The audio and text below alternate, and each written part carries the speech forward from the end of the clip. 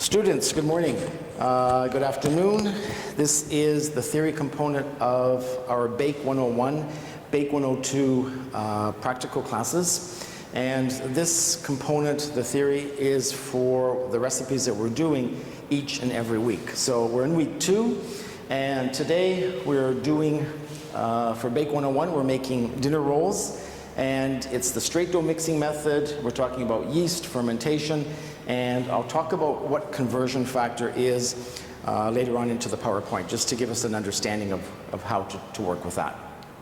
So, today's learning outcomes. Remember, this is Bake 101 and Bake 102 together within the same period. So Bake 101, our learning outcome, first of them, differentiate the different forms of yeast and its purpose in baking, because now you're working with yeast, and we need to understand how does that actually work? How do we handle it? Calculate conversion factors in bakers' percentages. So this sounds like a little bit of math, which it is, but it's not difficult. And we're going to already implement this in our first recipe, so you can get a good understanding of how this works. Define how fermentation is produced, because yeast does some funny things during the initial stages of working with it. Distinguish the types of fermentation.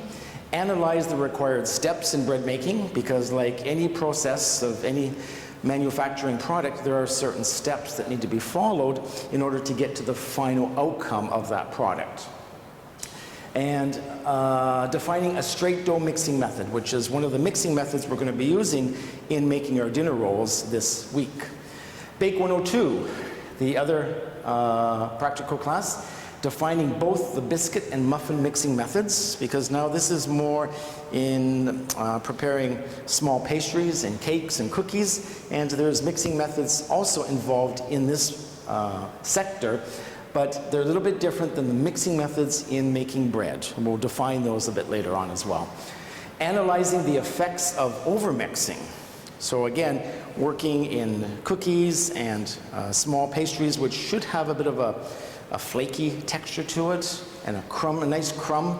We don't want to overmix these products that they're going to be chewy, like gum. We don't want this. We want these products to be nice and light. And to differentiate between a scone and a biscuit. So, the first component, yeast. You're going to be working with yeast. Some of you have worked with yeast before in the past. Perhaps this is the first time you'll be working with this type of product. So what actually is yeast?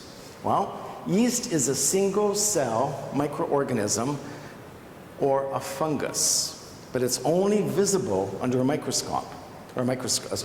Sorry. So, excuse me. We can see we have up here, this is dry yeast, or granular yeast, and down here we have fresh yeast, and we'll talk about the difference between those two as well. It requires food, temperature, and moisture to survive, just like you. You need to have a certain temperature to grow. You need food, water. You need to be taken care of. Yeast is the same thing. It's very perishable. Excuse me. More than 500 varieties of different yeast cells are available, but we're only going to be using just 2 of them.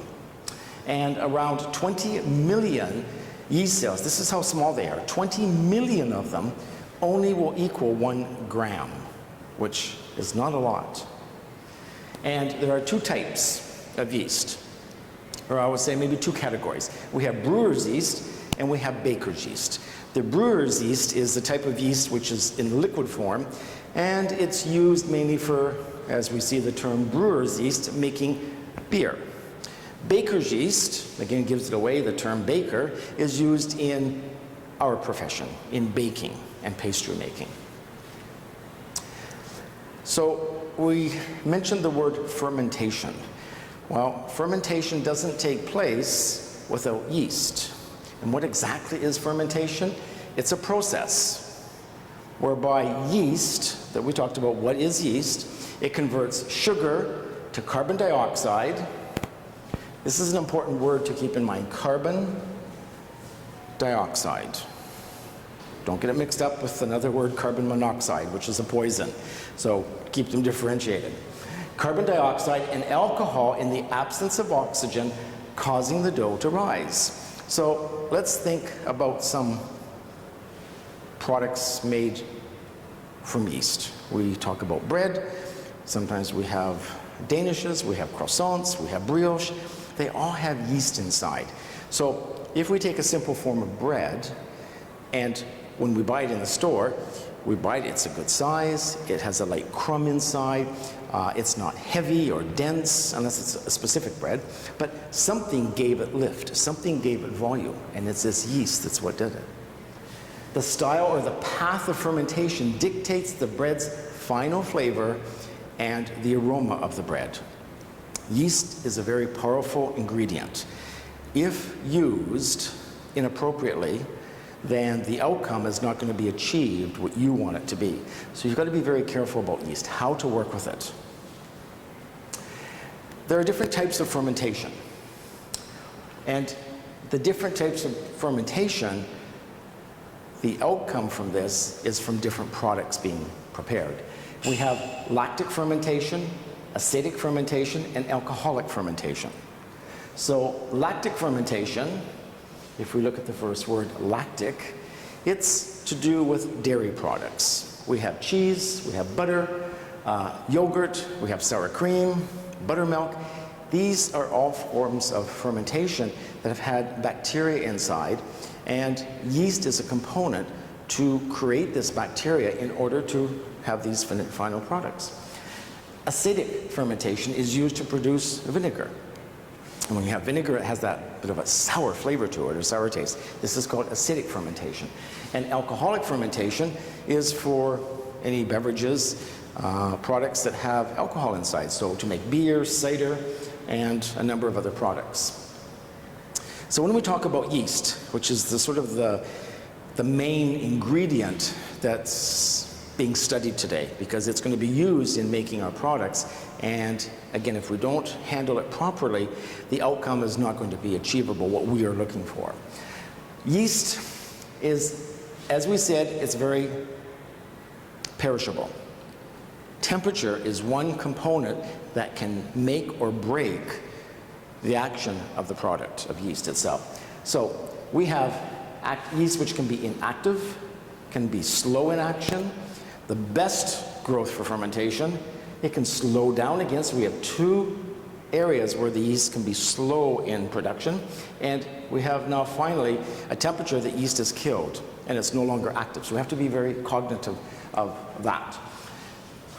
So inactive storage temperature. So how should I store yeast? Well, dry yeast, as we saw, is little grains or little strains of yeast, and they're like little pebbles. This, if it's stored in proper storage, can be kept in a fridge or in dry storage, but not in a temperature fluctuated area. You have to be very careful.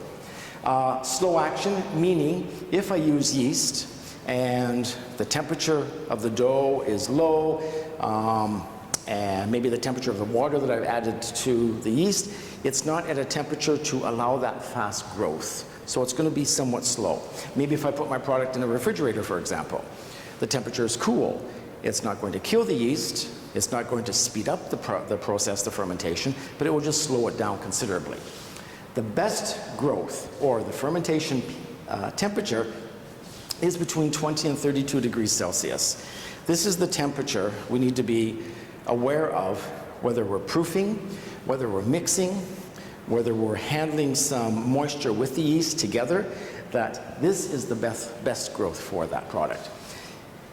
If we are around 38 Celsius, well, again, now we're into a period where the growth of the yeast slows down, because it's just in that particular temperature range. But if we reach 60 degrees Celsius with the yeast, what happens is that it kills off the yeast cells completely. If you've made bread, and say, for example, you've mixed it with some water, or you've overmixed it in the dough on a machine, the temperature itself, if it gets too high, there it is, 60 degrees, then the yeast dies. And you can do nothing. You cannot bring it back to life. It's finished. So I would say the temperatures which are most important for you to be cognizant about would be the inactive stage, the best growth temperature, and the temperature that's going to kill the yeast. I would say those three are probably out of all those, the three most important to really remember. Factors affecting. So what affects the fermentation? Well, we talked about temperature, there's time, and there's moisture. But also other ingredients will affect the growth of fermentation. Yeast, we see two products here. We see a lean dough and a rich dough. The lean dough is a bread product that has low sugar and low fat content. So for example, your simple sandwich bread you might buy at the grocery store. This would be a lean dough. And we have a rich dough, a dough which has more sugar, more fat. So maybe a product called brioche, because it has eggs inside, lots of butter, and a higher sugar content. So this is a rich dough. So the yeast percentage in a product usually is dictated by what type of dough is being prepared. Ideally, for a lean dough, it's between 0.5% to 2% of the total weight of the flour in the recipe is how much yeast you would use.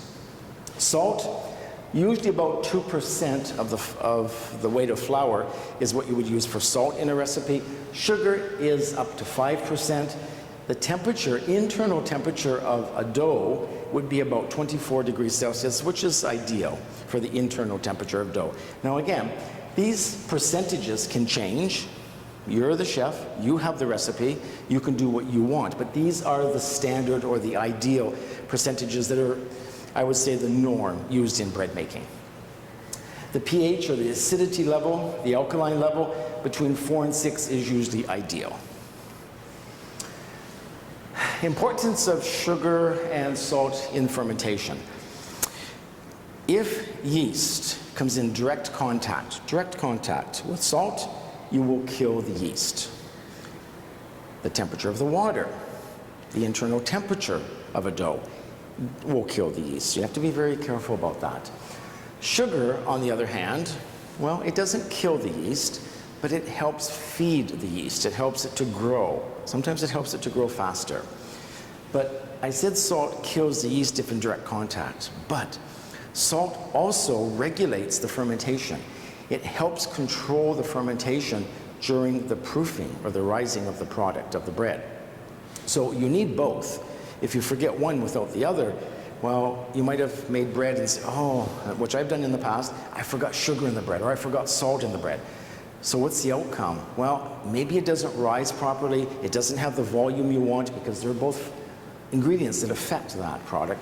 And perhaps also you eat it, ooh, it doesn't taste good because there's no salt in the bread. So they're huge important factors of ingredients within bread making. Salt, it conditions the gluten. This is a term which we'll learn in our Bake 100, but the salt, think of like a balloon.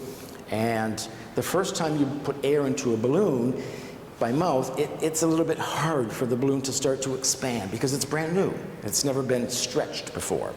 But what if I do it the second, third, fourth time? I let the air out, I blow it up again. Now it seems to blow up easier because I've stretched the balloon, the latex of the balloon. What salt does, it relaxes the gluten. So during that mixing process, it helps the gluten to stretch during the kneading process. It helps control the dough's rise. So remember what I said, you need salt. If it's in direct contact with yeast, it will kill it. But it helps control that rising or that proofing process of the product. Too much salt, again, it'll destroy the yeast. And the bread will taste salty, so you have to be very careful.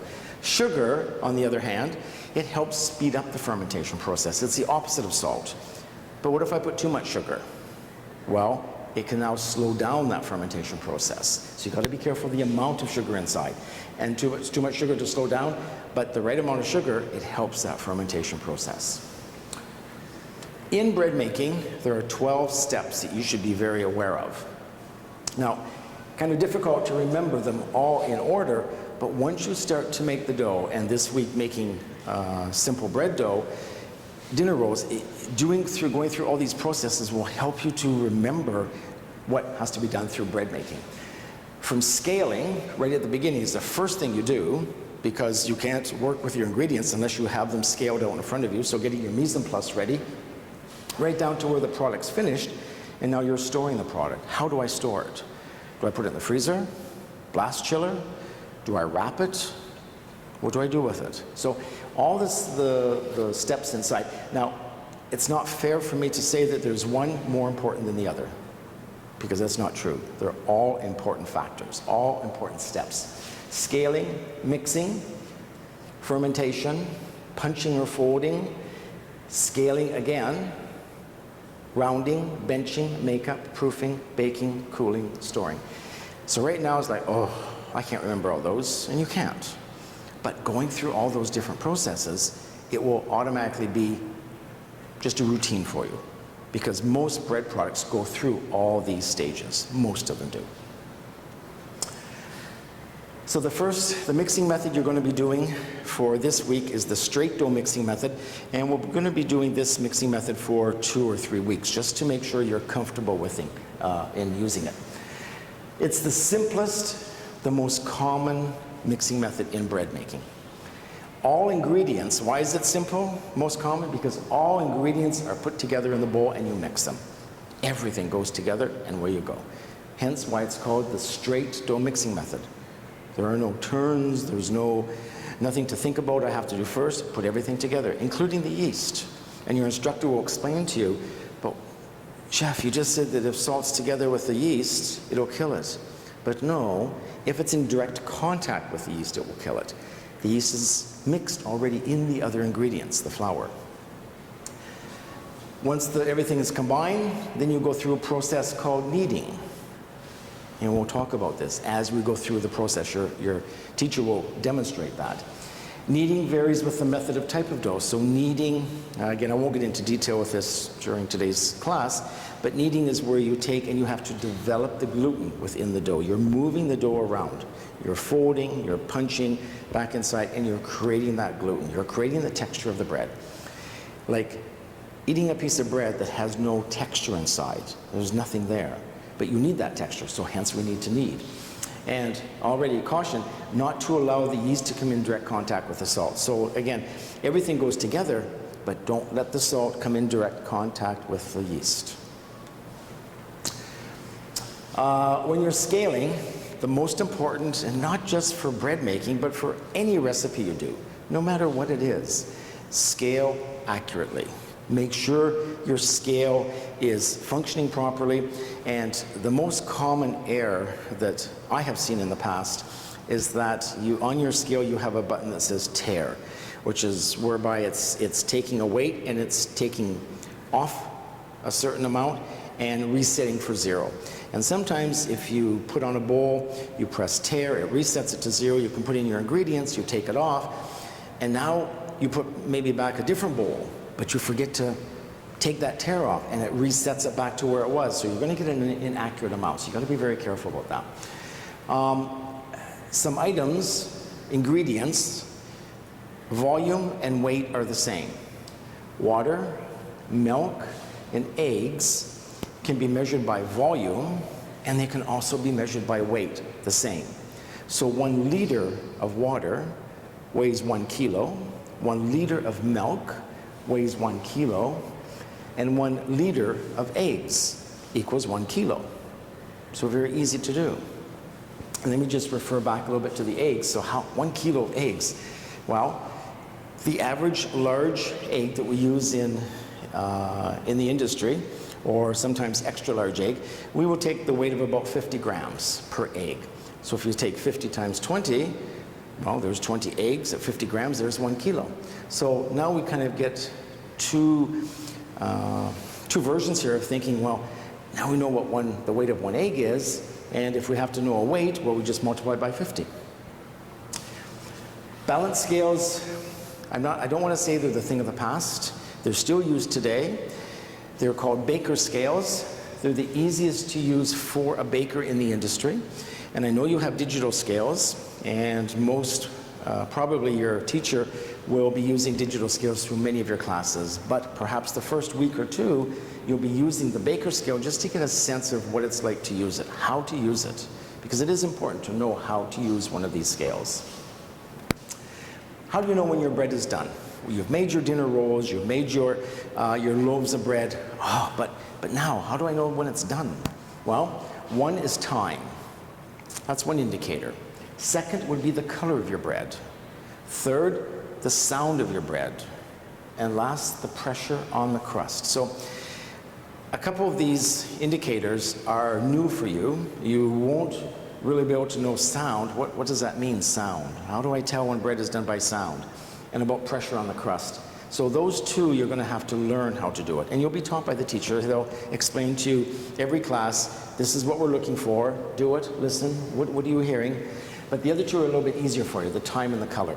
Just because your recipe says it takes 40 to 50 minutes in the oven at this temperature, it doesn't mean that it's that time. That has been what it's been tested at.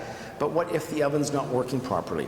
What if it's one oven where it was tested in is not the same as the oven you're using in class? So there's different various factors that can influence that. So that's very subjective as time, but at least it gives you a little bit of a roundabout indicator when your bread is done. But most of all is the color and the sound and the pressure on the crust.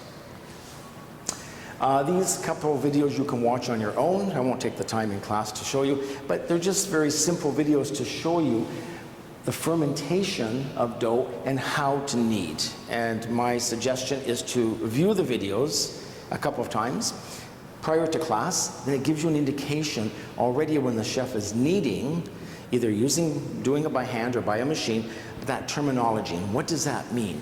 Why do I have to knead bread? And by watching the videos, it's just going to give you a little bit of insight prior to the class time. So your first recipe is soft dinner rolls for today. And you're going to see that CF I have at the top. So this is short for conversion factor. We're going to talk a little bit later in the class about how do I obtain a conversion factor? Where is it coming from? What am I supposed to do with it? But basically, there is your recipe that you have, and you see that I've written down here old yield and new yield. The old yield indicates your original recipe. It's always the original. When you see the heading called new yield, this has been the original recipe altered to give you a different amount. So the new yield is after a conversion factor has been applied to the recipe. So we're going to go through a little worksheet just to explain what that means in simple terms. Your dough, again, remember we're going through the straight dough mixing method, so all your ingredients will go together. Some chefs like to take you're going to be using instant yeast, more than likely. And instant yeast can be used, as it states, instant can be used directly into the bowl of ingredients. And you don't have to do anything prior to it. You don't have to mix it with a little bit of water and start the fermentation at all. You can put it together. Some chefs, and I'm one of them, I still have a habit, just because how I was taught, like old habits never die, and it always works for me. I take the yeast and I just start doing the fermentation process a little bit sooner before putting it into the bowl of all ingredients. That's just what I do. The straight dough mixing method, again, everything going together. You can see if using instant yeast, mix directly with the flour. Absolutely. Right inside, as long as it doesn't touch the salt directly. And put all your ingredients in, and then you're going to start to knead it. So most probably this week, maybe even next week, you'll be doing the kneading by hand, not necessarily by a machine. Why? Because you need to feel, you need to get a sense of, how do I know when the dough is ready? What am I looking for?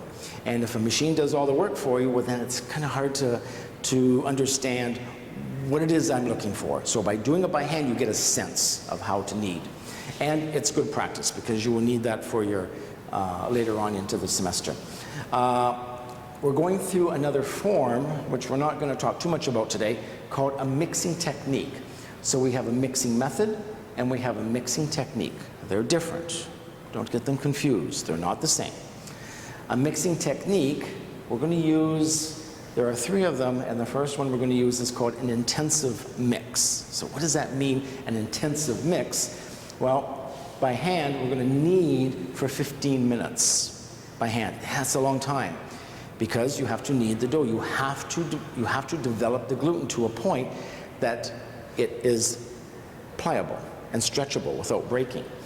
And then we're going to remove it.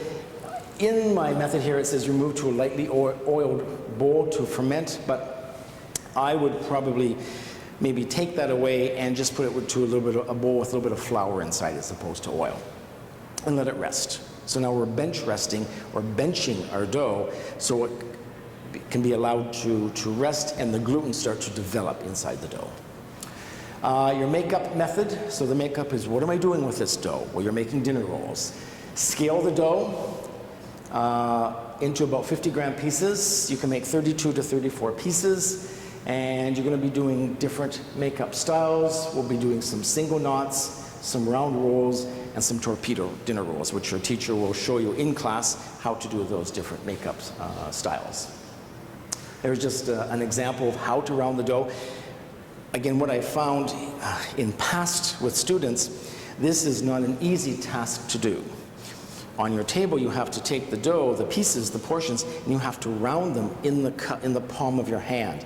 And until you sort of get the knack of doing it, where do I push the pressure? Where's the pressure on my palm in order for the dough to stay put? Your dough starts sliding around the table. And it's a little bit awkward, but you will get the hang of doing that very easily. And then we'll do some very simple knots. Perhaps the chef will do a double knot as well to show you. That was Bake 101. So that is, Bake 101 is about baking, all about breads for Bake 101. Now Bake 102, this is where we're starting to do some cakes, small cakes, pastries, cookies, and this is Bake 102. So what we're making, we're doing the mixing methods. We're going to make some scones, some biscuits, and then we'll do a demo on one type of scone. So the biscuit mixing method, the definition is used to prepare biscuits, scones, and a flaky dough. This is a technique or a mixing method that the final product or the outcome of the product is very flaky, very easy to eat. It's not chewy. It's not like bread. I don't need to create that gluten. So the term gluten is going to come into our teaching and into your vocabulary very, very often. Involves cutting the fat or rubbing the fat. You might hear two terms, cutting or rubbing the fat into the flour. That's whereby when you have the fat, you are incorporating it into the flour, to the dry ingredients, till it becomes dispersed evenly, as your chef will demonstrate, your teacher will demonstrate in class. The crumbling distribution of the fat has to be reduced to very small pieces. So when I'm rubbing it between my fingers, which is what you're going to be doing, as opposed to cutting the fat, I want to make sure that all that fat is evenly distributed throughout the flour. So actually when I finish it, it might look like small flakes of oatmeal that you might see. And where's the fat? Well, I don't see any big chunks. You really don't want to see the chunks of fat. The method, always sift the dry ingredients, but normally we don't sift the sugar with the flour. Some chefs might. There's no right or wrong, but depending on the sieve that you have, if it's very fine, and if sugar is a little bit coarse, the granules, then it won't go through the sieve. But I've seen chefs that do it and chefs that don't do it. Cut or rub the fat ingredients into the dry ingredients, and now your sugar has been added in.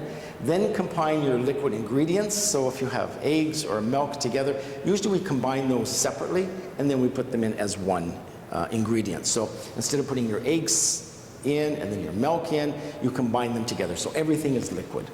Add the liquid ingredients to the dry ingredients, but only mix until everything is combined and a soft dough is achieved.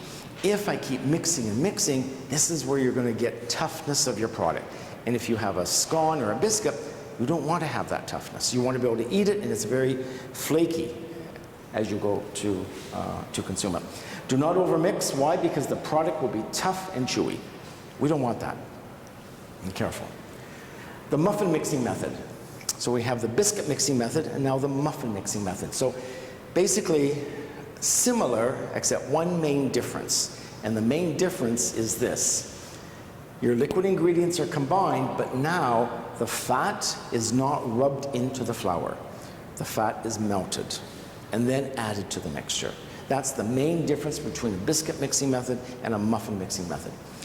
You're going to be making blueberry muffins, or if you use any other type of frozen fruit, the process would be the same. In a frozen fruit, what's inside? Well, after it's been frozen, there's going to be moisture. As the fruit starts to warm up during the baking, or even by handling, sitting on the table, the water content's going to be extracted from the fruit. And we call this bleeding. And once the water comes out, well, now we have this extra liquid that's sitting around. We don't want that because that can affect our product. So before you put in your frozen fruit into the mixture, the muffin mixture, toss them quickly in flour, all-purpose flour, a little bit. The flour coats the fruits so that during the baking process, the water stays inside because the flour absorbs that moisture. So it doesn't leak out into the mixture during the baking. So now your fruits will stay within the muffin mixture or whatever product that you're making, as opposed to sinking to the bottom of the pan. That's what the flour does in tossing with the fruit. Add the liquid ingredients to the dry ingredients. Stir again. If you're putting in frozen blueberries, only mix them just enough to incorporate the fruit into the muffin mixture. Otherwise, by over-mixing, now some of the color will start to be extracted out. And we want to have a muffin mixture, or a muffin batter, sorry, that is somewhat white with our blueberries inside. We don't want a purple muffin batter. It will look a little bit not pleasing to the eye. Do not over-mix with any pastries, items that need to be delicate. Do not over-mix. What if we overmix? What happens? Oh, I left it on the machine too long. I stirred too long. What happens if you do that? Well, we have something that's called tunneling. And tunneling are holes or tunnels that happen within the product during the baking. And it's, just think of a tunnel going through a mountain or some object like that. It's a long, elongated opening, and that's exactly what happens. Toughness. They become tough. When you go to eat that muffin or that biscuit, you have to kind of chew it and pull it. You don't want to do that. And irregular shapes. Now your tea biscuits, your scones, they won't come up nicely. They're going to come up, they're going to fall over, they're going to be an odd shape because you've overmixed it. You have developed now that term gluten within the product, so you have to be very careful. The biscuit mixing method: sift your dry ingredients and always sift the flour. Regardless of what type of flour it is, always sift it. You never know what you might find in the flour. There could be some foreign debris inside that you don't think there is, but there is. Maybe some moisture, humidity has got into the flour, so now the flour isn't as smooth, velvety as what it could be, because you have little pieces of hardened flour inside. And that's from the humidity that has affected the flour. Short time is crucial, so you do not develop the gluten. And ingredients to be room temperature, except the butter. Butter should be somewhat chilled because it's easier to work with. And liquids are usually added incrementally to ensure that a full hydration is complete, incorporating into the dry ingredients. Muffin mixing method, as I said, everything is the same as the biscuit mixing method, except all liquids are together, including the melted fat. The fat is melted as opposed to distributed inside or rubbed into the muffin. Scones and biscuits. Well, we're going to make two different things, so what really is the difference? And they're both very similar. There's not a huge difference between the two. A scone usually has more sugar content. Scones can have approximately 12%, biscuits can have about 2% of sugar. A biscuit is more of a savory item, or is given with savory foods, so it doesn't have to be too sweet. A scone can be eaten on its own because it has more sugar inside. A scone is usually flakier than a biscuit. A scone is usually cut with a knife. A biscuit is usually cut with a pastry cutter. A scone is usually more rich, higher percent of cream, fat. A biscuit isn't as rich. Scones usually served with condiments, so jams. You might see a scone served at a high tea, for example. A biscuit maybe will be served with a stew or a soup. Both are very similar with similar ingredients, only the percentage of ingredients will differ, i.e. the sugar content, the salt content, the fat, the cream, etc. So your recipes for this week: let's just go back here. I'm going to go through the recipe with you, and the amount that's going to be doing, we call this a yield. The yield. What is the quantity that the bread is going to prepare? So our yield is how many dinner rolls are we making from this recipe? Our conversion, so we're going to be doing the conversion factor, and this is the formula for doing a conversion factor. It is new yield divided by the old yield. So in the original recipe I showed you, on my left side, it was the original recipe that we called old yield. After the conversion factor, on the right side, it said the new yield. So to obtain a conversion factor, we take the new yield divided by old yield, and that is our conversion factor. And I'm going to go through the spreadsheet with you. The other term that we go through is called Baker's percentages. And why do we need to know this? Well, for many, many years, and still today, actually this formula is used for bread bakers. They make massive amounts of bread, and bread is a bread formula can be very scientific. And if something is not the right percentage within a recipe, it's not going to work. The chef will not be happy. So we have something called the Baker's percentages, and this is a formula that allows us to understand the percentage of every ingredient within a recipe based on the amount of flour. And I'll go through an Excel sheet with that for you as well. But why do we need to know these? Well, it tries to help us to see the recipe in a ratio form, tries to help us in making ingredient substitutions if we have to substitute ingredients, for example. And it allows us to develop new recipes with more success than not having this formula. Your recipes: English cream scones, biscuits, and cranberry drop scones on the respective pages. Here are your recipes for your English cream scones, and there's no conversion factor for this recipe, so these are your numbers that you're going to be using, along with the procedure, the makeup, and notes. And again, this is a basic recipe with the information that you need, but also during class, when the chef does their demo, write the notes what the chef is highlighting.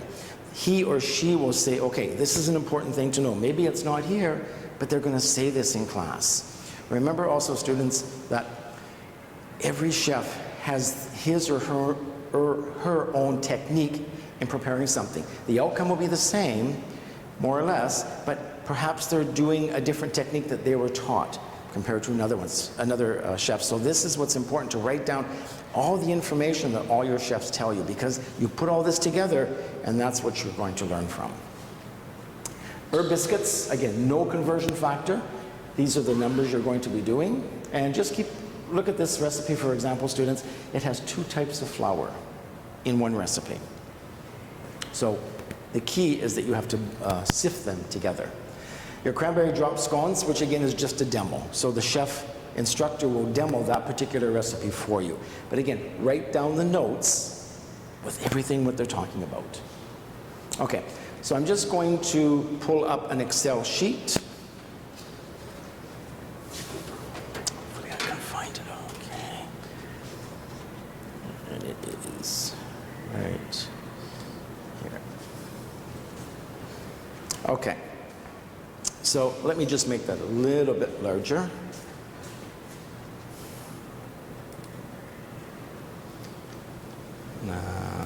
Right there. Okay. So here's your first recipe. This is the recipe for our soft dinner rolls. And this is a conversion factor. So we know our formula is new yield over old yield.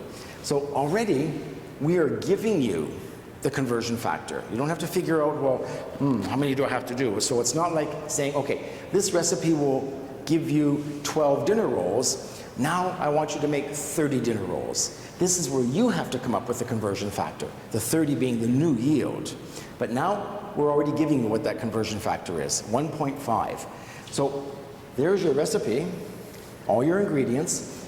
There's all the units that you need to use for the original recipe, but now I have a new conversion factor, so I have to have a new yield, new numbers. So what I need to do with those new numbers is to take that 1.5 conversion factor and multiply the weight of all these ingredients by 1.5. So my original number, 625 flour, 375 water, yeast, salt, sugar, milk powder, butter, and shortening. Those are my original numbers, so now multiply every ingredient by 1.5. These are my new numbers. This is my new yield, my new total yield. All right? So how do I check? Even here, is this right? You can even now take your total weight of your old yield, multiply by 1.5, and it will equal your total weight of your new yield. So conversion factor is simply taking that conversion factor and multiplying it by every ingredient within a recipe. Okay? So your new yield for this week's recipe are here. These are the numbers you're going to be using in this week's recipe.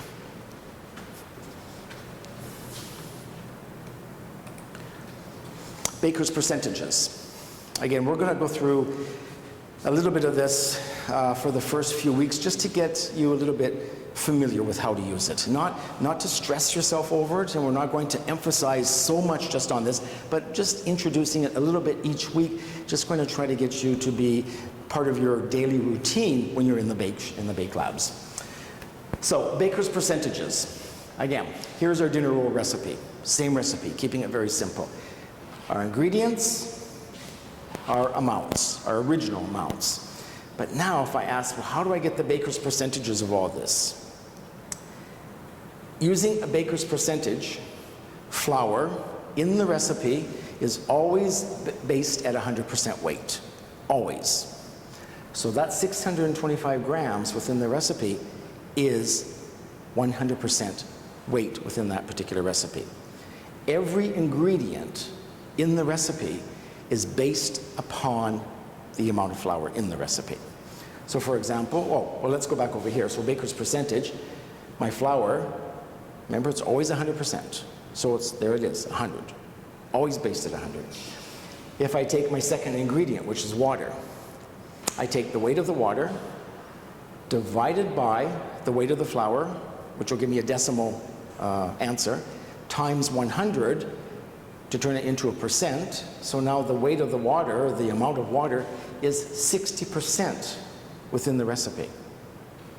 The next ingredient, the yeast, 7 grams. So 7 divided by 625, always divide by the flour, that's always 100%, times 100 equals 1.12%. My salt, my 12 grams, divided by 625, times 100 equals 1.92. So these are my baker's percentages. Every ingredient based upon the weight of the flour. What if there are 2 flours?